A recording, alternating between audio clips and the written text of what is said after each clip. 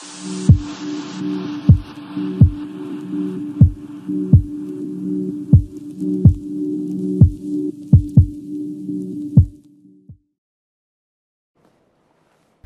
guys, SunlightBlade here, and today we have finally got some actual released Dark Souls 2 gameplay footage that we've all been waiting so patiently for, and I just wanted to give my thoughts and opinions and some gameplay analysis in this video here. So, two things before the video starts.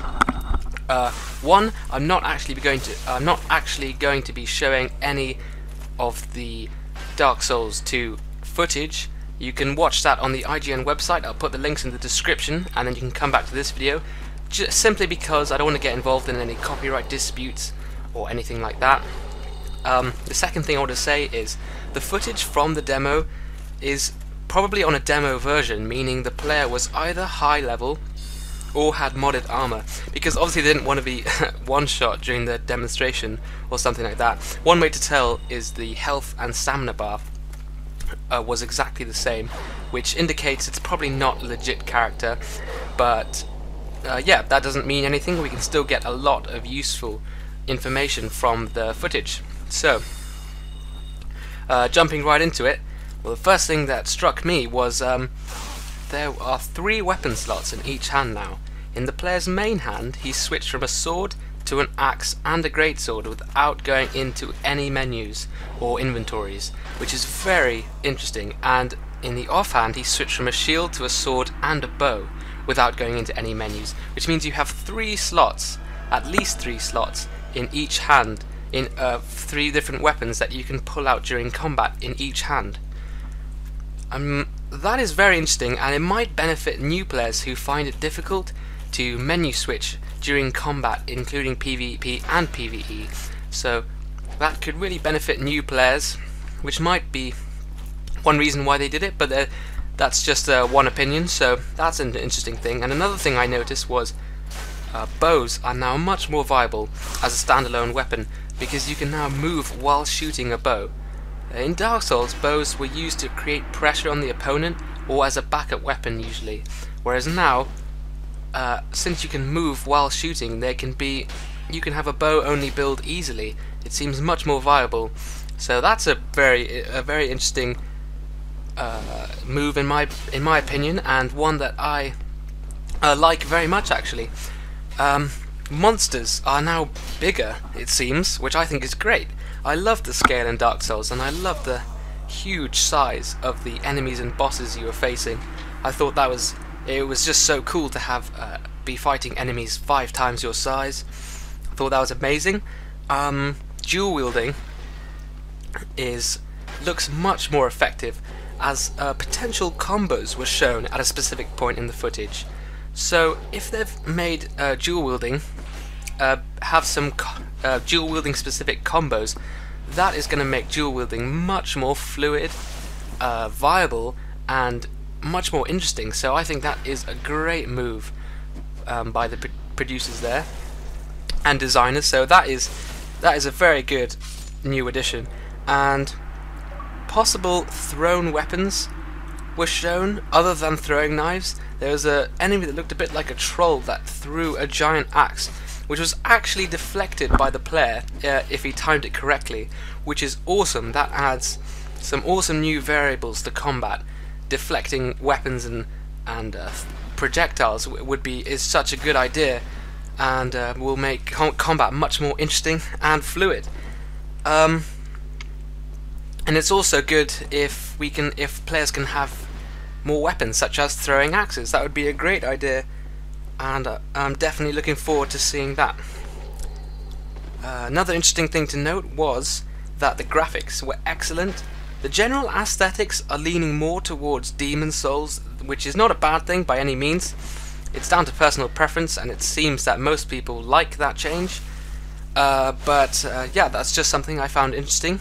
The way the weapons move and work seems more like Demon Souls than Dark Souls, but yeah, I guess we'll just have to wait and see what happens with that. And it's also been confirmed that there will still be Estus flasks. That was in a separate interview, and in the footage, bonfires were of course confirmed to play the same role as they did in Dark Souls. So I think that's really good that they're keeping the same basic game mechanics in Dark Souls as in Dark Souls and Dark Souls 2, which is great than one big reboot of the game, which would not be a good thing. So keep it familiar.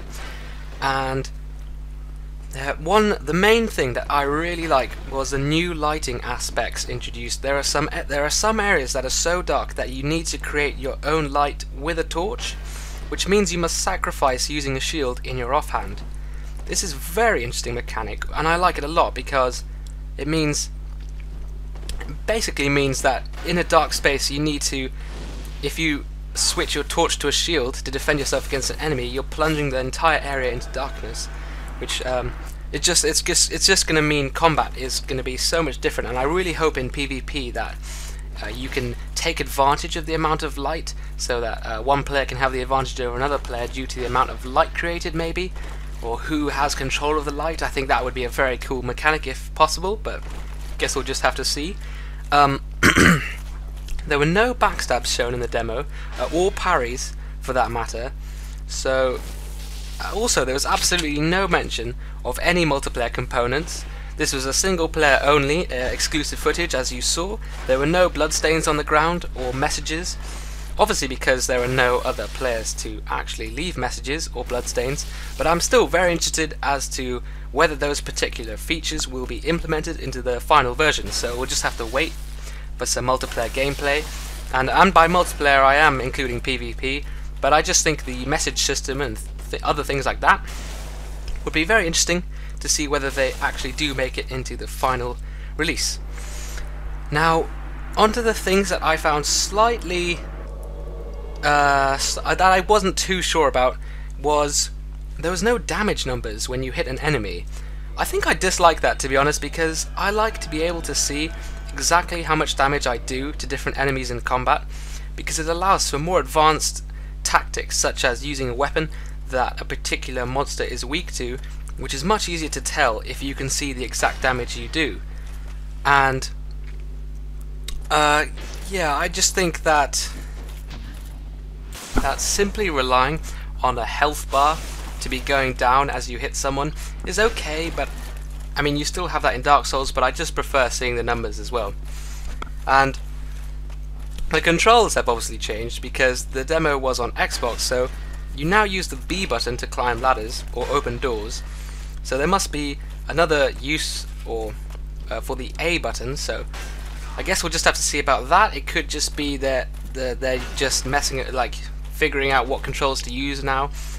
It's not confirmed what the controls will actually be, so I must admit the only thing that I really didn't like was the bow.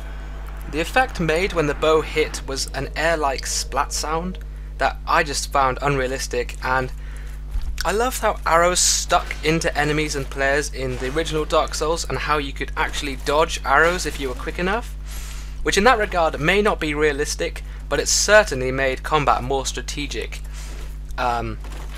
Instead of bows instantly hitting your opponent and basically giving you free damage, I think it would be better if you could actually dodge arrows again like in Dark Souls, and it just looked more realistic when you hit by an arrow than having a splat sound and the arrow just disappearing. But yeah, that's just my opinion, and I think that about wraps it up. I thought it looked amazing. I'm really happy for Dark Souls 2, really excited. I think it's going to be great. And if you haven't seen the footage, make sure to check the description. I put a link to the IGN website where the footage is hosted. And make sure to subscribe and like if you enjoyed the video, and I'll see you all next time.